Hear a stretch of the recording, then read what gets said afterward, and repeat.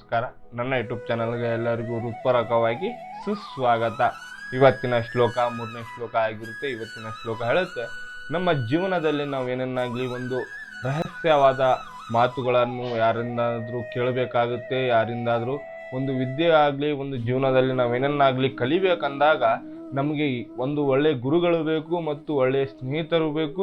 ಮತ್ತು ಯಾರ ಜೊತೆ ನಾವು ಇದ್ದರೆ ನಮ್ಮ ಜೀವನವನ್ನು ನಾವು ಯಾವ ಥರ ರೂಪಿಸ್ಕೊಳ್ಬೇಕು ಮತ್ತು ನಮ್ಮ ಜೀವನದಲ್ಲಿ ನಾವು ಯಾವ ಥರ ಒಂದು ಒಳ್ಳೆಯ ದಾರಿಗಳನ್ನು ಹಿಡಿಬೇಕಾದಾಗ ನಮಗೆ ಮಾರ್ಗದರ್ಶನವನ್ನು ಕೊಡೋರು ಯಾರಾಗಿರಬೇಕು, ನಮಗೆ ಸ್ನೇಹಿತರಾಗಿರ್ಬೇಕಾ, ನಮಗೆ ಗುರುಗಳಾಗಿರ್ಬೇಕಾ, ಒಬ್ಬ ವ್ಯಕ್ತಿ ಜೊತೆ ನಾವು ಯಾವ ಥರ ಇರಬೇಕು ಮತ್ತು ನಮ್ಮ ಜೀವನದಲ್ಲಿ ನಾವು ರಹಸ್ಯವಾದ ಮಾತುಗಳನ್ನು ಮತ್ತು ರಹಸ್ಯವಾದ ಜೀವನದಲ್ಲಿ ನಾವು ಯಾವ ಥರ ಕಟ್ಕೊಳ್ಬೇಕು ಮತ್ತು ನಮ್ಮ ಜೀವನದ ಒಂದು ಒಳ್ಳೆಯ ಸಂದೇಶವನ್ನು ಯಾವ ಥರ ಹಂಚ್ಕೊಳ್ಬೇಕು ಅನ್ನೋದು ಈ ಶ್ಲೋಕ ನಮಗೆ ಸಂಪೂರ್ಣವಾಗಿ ತಿಳಿಸುತ್ತೆ.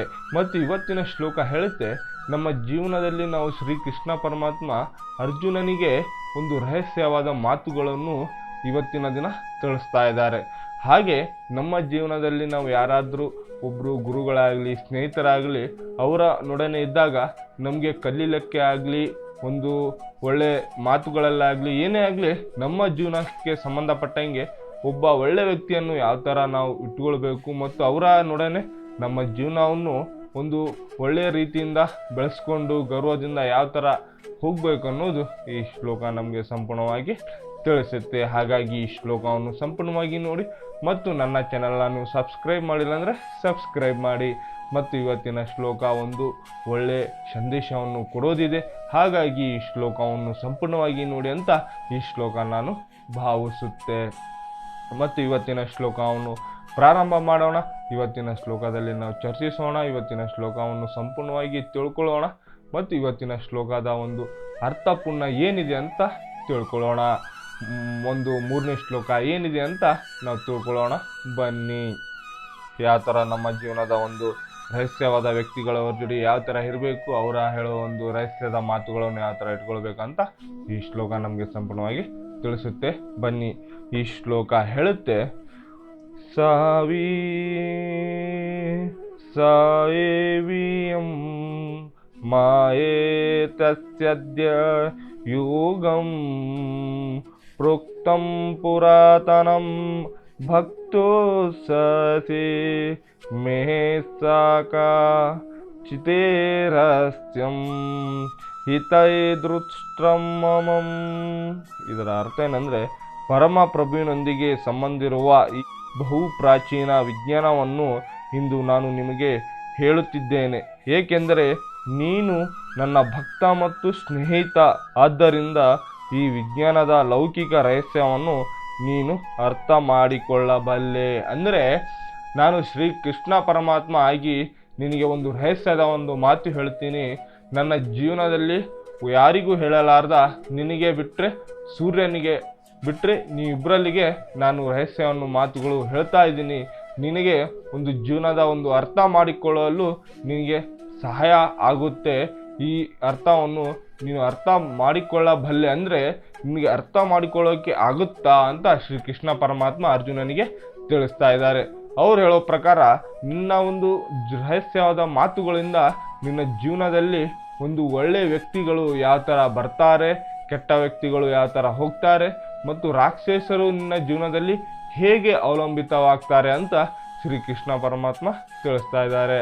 ಮತ್ತು ನಿನ್ನ ಜೀವನದ ಒಂದು ಅರ್ಥ ಅಂತ ಬಂದಾಗ ನೀನು ಯಾವ ಥರ ಕಲಿಬೇಕಾಗುತ್ತೆ, ಯಾವ ಥರ ನಡವಳಿಕೆಯಿಂದ ಇರಬೇಕಾಗುತ್ತೆ ಮತ್ತು ಅವರ ನಡುವಿನ ಒಂದು ರಹಸ್ಯವನ್ನು ಒಂದು ಮಾತುಗಳು ಬಂದಾಗ ಅವರಿಗೆ ಶ್ರೀಕೃಷ್ಣ ಪರಮಾತ್ಮ ಅರ್ಜುನನಿಗೆ ಒಂದು ರಹಸ್ಯ ಮಾತು ಜ್ಞಾನ ಕೊಡುವ ಮೊದಲು ಅವರು ಏನಾಗಿದ್ದರು, ಶ್ರೀಕೃಷ್ಣ ಪರಮಾತ್ಮ ಅರ್ಜುನನಿಗೆ ಯಾಕೆ ಇಷ್ಟೆಲ್ಲ ಹೇಳ್ತಿದ್ದಾರೆ ಅಂತ ಬಂದಾಗ ಅವಾಗ ಹೇಳಿದರು, ಅವರ ಮೇಲೆ ಗೌರವವಿದೆ, ಅವರ ನಡುವಿನ ಸಂಬಂಧ ಒಂದು ಪ್ರೀತಿ ವಿಶ್ವಾಸದಿಂದ ಮತ್ತು ನಂಬಿಕೆಯಿಂದ ಮತ್ತು ಒಂದು ಗುರುಗಳು ಇಂದ ಅವರಿಗೆ ಒಂದು ಜ್ಞಾನವನ್ನು ರಹಸ್ಯದ ಮಾತುಗಳನ್ನು ತಿಳಿಸಬೇಕಾಗುತ್ತೆ.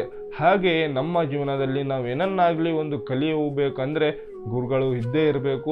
ಯಾವುದೇ ಒಂದು ಕಲೆ ಅಂತ ಬಂದರೂ ಸಹ ಅಲ್ಲಿನ ಒಂದು ಗುರುಗಳು ಬೇಕೇ ಬೇಕಾಗುತ್ತೆ.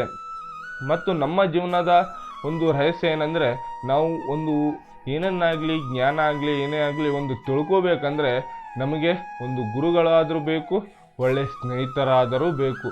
ನಮ್ಮನೊಡನೆ ಯಾರು ಒಳ್ಳೆಯರಾಗಿರ್ತಾರೆ ಯಾರು ಕೆಟ್ಟರಾಗಿರ್ತಾರೆ ಅಂತ ನಾವು ತಿಳ್ಕೊಳ್ಳೋಕ್ಕೆ ಆಗಿಲ್ಲ ಅಂದರೂ ಸಹ ನಮ್ಮ ಜೀವನದಲ್ಲಿ ನಾವು ಒಳ್ಳೆಯವರಾಗಿ ಇಟ್ಕೊಳ್ಬೇಕಾಗುತ್ತೆ. ಯಾಕೆಂದರೆ ನಮ್ಮ ಜೀವನದಲ್ಲಿ ನಾವು ಬೇರೆ ಯಾರಿಗೂ ಸಹ ಒಂದು ಅವಕಾಶ ಸಿಕ್ಕಿಲ್ಲ ಅಂದರೂ ಸಹ ನಮ್ಮ ಜೀವನದಲ್ಲಿ ಎಲ್ರಿಗೂ ಒಂದು ಜೀವನವನ್ನು ಕಟ್ಕೊಳ್ಬೇಕಾಗುತ್ತೆ. ಏಕೆಂದರೆ ಒಳ್ಳೆ ನಡವಳಿಕೆಯಿಂದ ಇದ್ದರೆ ನಮಗೆ ಅವರಿಂದ ಒಂದು ರಹಸ್ಯದ ಜ್ಞಾನ ಸಿಗುತ್ತೆ, ಅವರಿಂದ ರಹಸ್ಯದ ಮಾತುಗಳು ಹೇಳ್ತಾರೆ. ಅಂದರೆ ಅವರ ಮೇಲೆ ನಮ್ಮ ಮೇಲೆ ಒಂದು ಸಂಬಂಧದ ಒಂದು ಪ್ರೀತಿ ವಿಶ್ವಾಸದ ಒಂದು ಸಂಬಂಧ ಇದ್ದರೆ ಮಾತ್ರ ಅವರ ರಹಸ್ಯ ಮಾತುಗಳನ್ನು ನಮಗೆ ತಿಳಿಸ್ತಾರೆ ಮತ್ತು ಕಲಿಯೋಕ್ಕೆ ಒಂದು ಜ್ಞಾನವನ್ನು ಕೊಡ್ತಾರೆ ಅಂತ ನಾವು ಭಾವಿಸ್ಬೇಕಾಗುತ್ತೆ.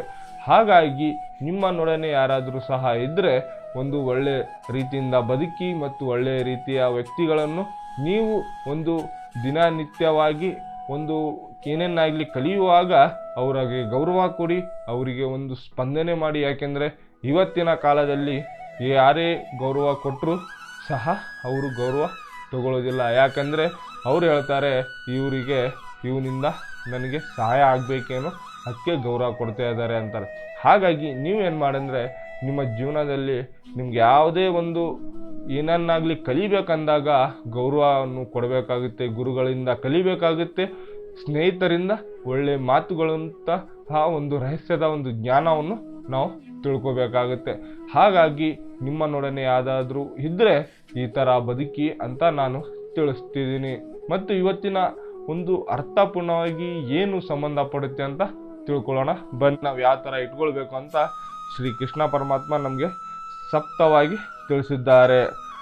ಈ ಶ್ಲೋಕವು ನಮ್ಮ ಜೀವನದಲ್ಲಿ ಉತ್ತಮ ವ್ಯಕ್ತಿಗಳ ಜೊತೆಗೆ ಒಡನಾಟ ಕಲಿಯುಗ ಹಂಬಲ ಮತ್ತು ಪ್ರಾಮಾಣಿಕತೆ ಎಷ್ಟು ಮುಖ್ಯವೋ ಎಂಬುದನ್ನು ತಿಳಿಸಿಕೊಡುತ್ತದೆ. ನಿಮ್ಮಲ್ಲಿ ಭಕ್ತಿ ಮತ್ತು ಸ್ನೇಹಿತ ಭಾವಿತ ವಿಶ್ವದ ಅತ್ಯಂತ ಕಠಿಣ ವಿಷಯವನ್ನು ಕೂಡ ನೀವು ಅರ್ಥ ಮಾಡಿಕೊಳ್ಳಬಲ್ಲರಿ ಅನ್ನುವುದು ಇದರ ಸಾರ. ಅಂದರೆ ನಮ್ಮ ಜೀವನದಲ್ಲಿ ನಾವೇನೇನಾಗಲಿ ತಿಳಿಸಬೇಕಾದಾಗ ನಮ್ಮ ಜೊಡನೆ ಇರುವ ವ್ಯಕ್ತಿಗಳನ್ನು ನಾವು ಒಳ್ಳೆಯವರಾಗಿ ಕಾಣಿಸ್ಬೇಕೇ ಹೊರತು ಕೆಟ್ಟವರಾಗಿ ಕಾಣಿಸ್ಬಾರ್ದಂತ ಈ ಶ್ಲೋಕ ನಮಗೆ ಸಂಪೂರ್ಣವಾಗಿ ತಿಳಿಸುತ್ತೆ.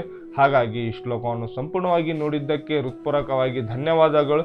ಈ ಥರ ನಿಮಗೂ ನಿಮ್ಮ ಜೀವನದಲ್ಲಿ ನಡೀತಾ ಇದ್ದರೆ ನೀವು ಹೀಗೆ ಅಪ್ಡೇಟ್ ಆಗಿ ಅಂತ ನಾನು ತಿಳಿಸ್ತಿದ್ದೀನಿ. ಮತ್ತು ಈ ಶ್ಲೋಕವನ್ನು ಮುಕ್ತಾಯಗೊಳಿಸೋಕ್ಕಿಂತ ಮೊದಲು ಶ್ರೀಕೃಷ್ಣ ಪರಮಾತ್ಮನ ಒಂದು ಜಪ ಮಾಡೋಣ ಬನ್ನಿ. ಹರೇ ಕೃಷ್ಣ ಕೃಷ್ಣ ಕೃಷ್ಣ ಹರೇ ಹರೇ, ಹರೇ ರಾಮ್ ರಾಮ್ ರಾಮ್ ಹರೇ ಹರೇ.